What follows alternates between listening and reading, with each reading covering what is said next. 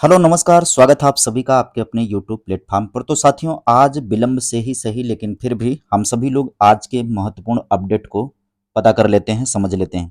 आज की जो महत्वपूर्ण खबरें हैं, आज की जो महत्वपूर्ण अपडेट है उसमें ये है कि बीपीएससी टीआरई 3 को लेकर के जानकारी निकल कर के आ रही है कि टीआरई 3 के अध्यापक जो नियुक्ति की प्रक्रिया होगी, वो अप्रैल बताई जा रही है। ये ताज़ा अपडेट है, बिहार से आ रही है। तो इसका मतलब ये साफ है कि अगर बिहार में अप्रैल में नियुक्ति होती है टीआरई 3 वालों की, तो जाहिर-सी बात है कि बीपीएससी टीआरई 4 वालों को अब अवसर मिलने वाला है मई के अंदर। अन्य राज्य के अभ्यर्थी जिन्हें येस्टेट का अपना रिजल्ट कार्ड चाहिए, जो बीपीएससी टीआरई 4 के अंदर शामिल होने जा रहे हैं, तो उनका जो रिजल्ट कार्ड है वो कहाँ पर मिलेगा? क्योंकि बिहार राज्य से बाहर वालों की अलग कंडीशन है। असिस्टेंट प्रोफेसर परीक्षा के लिए इस बार विषयवार केंद्र निर्धारण की कवायद चल रही है और बोर्ड की कॉपियां, जी हाँ, जो हाई स्कूल इंटरमीडिएट में बोर्ड परीक्षा हुई है उसकी जो जांच चल रही कॉपियों की, 500 नोटों के बंडल प्राप्त हो रहे हैं, वर्षा हो रही 500 नोटों की। कहाँ बेरोजगारी है, कहाँ प्रॉब्लम है? 500 रुपए नोटों को रख करके रिजल्ट में नंबर मांग कर रहे हैं बच्चे। अब यहाँ पर आ जाते हैं, सबसे पहले बातचीत कर लेते हैं किसको लेकर के। प्रधान शिक्षकों व प्रधानाध्यापकों की भी होगी नियुक्ति। अप्रैल में टीआरई 3 के शिक्षकों की पोस्टिंग विभागीय समिति बनी इसको लेकर के।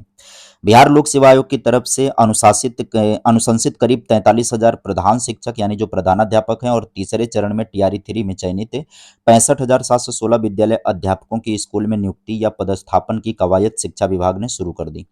प्रारंभिक कवायद में सबसे पहले चयनित प्रधान शिक्षक यानी प्रधानाध्यापक और विद्यालय अध्यापकों को जिला, मंडल या प्रखंड आदि का आवंटन किया जाता है।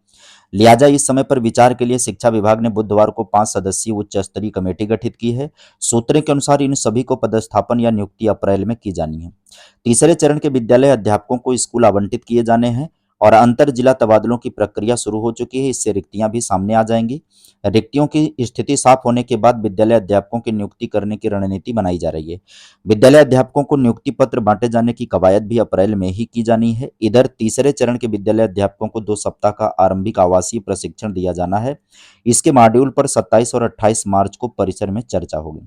कमेटी के अध्यक्ष होंगे प्राथमिक शिक्षा निदेशक। यहाँ पर तो कन्फर्म हो गया है कि अब ये अप्रैल के अंदर कवायद प्रारंभ हो गई है नियुक्ति को लेकर के, तो मई से आपकी प्रक्रिया प्रारंभ हो जाएगी टीआरई 4 को लेकर के। और अदर स्टेट के जो भी कैंडिडेट हैं, जो बिहार में येस्टेट परीक्षा दिए हुए थे, माध्यमिक शिक्षक पात्रता परीक्षा जो 2024 में आयोजित हुआ था, अब उसका रिजल्ट कार्ड वितरण है। तो रिजल्ट कार्ड वितरण के संबंध में बिहार से बाहर वाले जो स्टेट के हैं, जैसे यूपी के जो विद्यार्थी गए थे, तो एतद द्वारा माध्यमिक शिक्षक पात्रता परीक्षा 24 के अभ्यर्थियों और सभी जिला शिक्षा पदाधिकारी बिहार को सूचित किया जाता है कि उक्त परीक्षा का रिजल्ट कार्ड संबंधित जिला के जिला शिक्षा पदाधिकारी कार्यालय में तथा बिहार राज्य के बाहर के, यहाँ पर ध्यान दीजिएगा, बिहार राज्य के बाहर के अभ्यर्थियों का रिजल्ट कार्ड जो है वो जिला शिक्षा पदाधिकारी पटना के कार्यालय में उपलब्ध करा दिया गया है। तो जो बाहर के स्टेट के अभ्यर्थी हैं वो कहाँ पर प्राप्त करेंगे अपना रिजल्ट कार्ड? वो पटना जाएंगे। पटना कहाँ पर? जिला शिक्षा पदाधिकारी के पास जाएंगे। डिस्ट्रिक्ट एजुकेशन ऑफिसर जो होगा डीईओ, उसके पास वहां पर मिलेगा आपका येस्टेट कार्ड। संबंधित अभ्यर्थी केंद्र सरकार अथवा राज्य सरकार द्वारा निर्गत वैध पहचान पत्र की मूल प्रति, उक्त परीक्षा के प्रवेश पत्र के साथ संबंधित जिला शिक्षा पदाधिकारी कार्यालय और उनके निर्धारित तिथि, स्थल व समय पर उपस्थित होकर अपना रिजल्ट कार्ड प्राप्त करना सुनिश्चित करें। अगली कड़ी में हम सभी बात कर लेते हैं असिस्टेंट प्रोफेसर का जो एग्जाम होना है भर्ती परीक्षा के लिए विषयवार केंद्र निर्धारण की तैयारी शुरू हो गई है। जल्द ही 6 जिलों में विषयवार परीक्षा के लिए फाइनल होंगे केंद्र। वैसे तो केंद्र फाइनल है, एग्जाम तो डिसाइड हो गया है, बस विषयवार की बात चल रही है कि प्रयागराज, मेरठ, लखनऊ, गोरखपुर, वाराणसी जिले में 2 पालियों में परीक्षा कराई जाएगी। विषयवार परीक्षार्थियों के अनुपात में आयोग परीक्षा केंद्रों का निर्धारण कर रहा है। केंद्रों का निर्धारण किए जाने के क्रम में प्रवेश पत्र तैयार कर जारी किए जाएंगे। 1017 पदों के लिए विज्ञापन संख्या 51 के तहत उत्तर प्रदेश उच्चतर शिक्षा सेवा चयन आयोग ने आवेदन लिए थे। परीक्षा के लिए केंद्र भी लगभग फाइनल कर लिए गए थे, लेकिन उच्चतर आयोग के सदस्यों की कमी से परीक्षा नहीं कराई जा सकी। बाद में इसके स्थान पर उत्तर प्रदेश शिक्षा सेवा चयन आयोग गठित किया गया और अब आयोग ने 16-17 अप्रैल को 2 पालियों में परीक्षा कराए जाने का निर्णय लिया है।